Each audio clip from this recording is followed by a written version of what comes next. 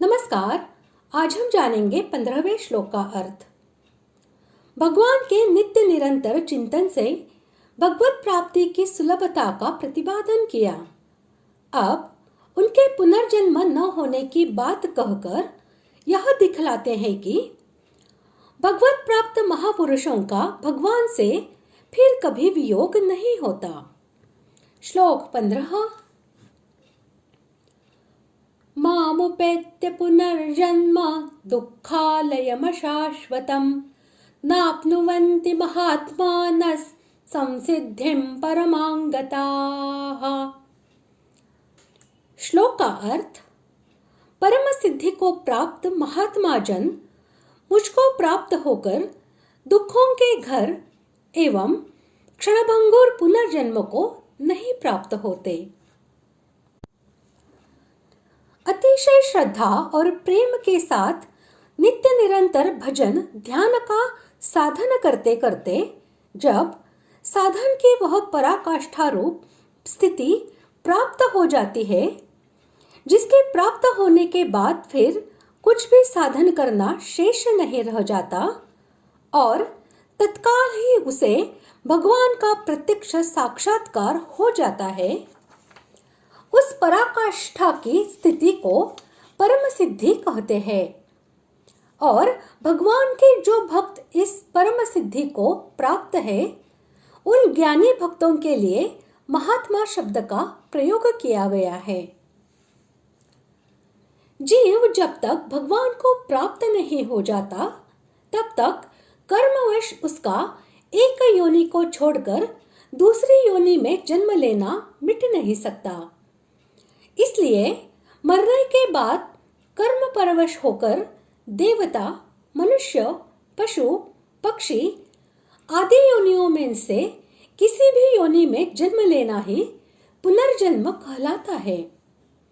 और ऐसी कोई भी योनि नहीं है जो दुखपूर्ण और अनित्य न हो।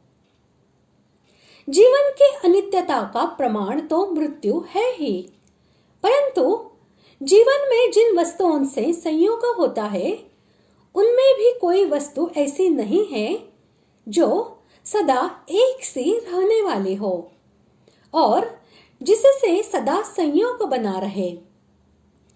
जो वस्तु आज सुख देने वाली प्रतीत होती है, कल उसी का रूपांतर हो जाने पर अथवा उसके संबंध में अपना भाव बदल जाने पर वह दुखप्रद हो जाती है।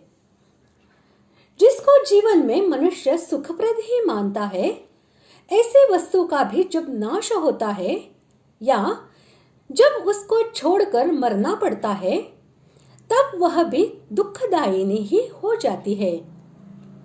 इसके साथ साथ प्रत्येक वस्तु या स्थिति में कमी का बोध और उसके विनाश की आशंका तो सदा दुख देने वाली होती ही है।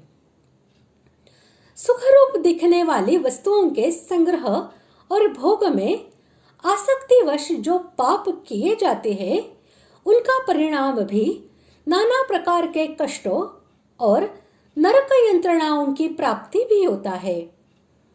इस प्रकार पुनर्जन्म में गर्भ से लेकर मृत्यु पर्यंत दुख ही दुख होने के कारण उसे दुखों का घर कहा गया है और किसी भी योनि का तथा उस योनि में प्राप्त भोगों का संयोग सदा न रहने वाला होने से उसे अशाश्वत यानी क्षणभंगुर बतलाया गया है।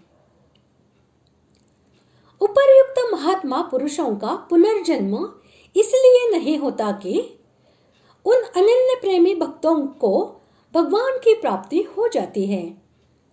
यह नियम है कि एक बार जिसको समस्त सुखों के अनंत सागर, सबके परमाधार, परम आश्रय, परमात्मा, परम पुरुष भगवान की प्राप्ति हो जाती है, उसका फिर कभी किसी भी परिस्थिति में भगवान से वियोग नहीं होता।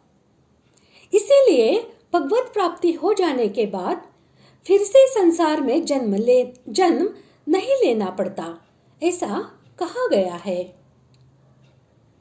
इस प्रकार आज हमने 15वें श्लोक का अर्थ जान लिया है। अगले भाग में जानते हैं 16वें श्लोक का अर्थ। धन्यवाद।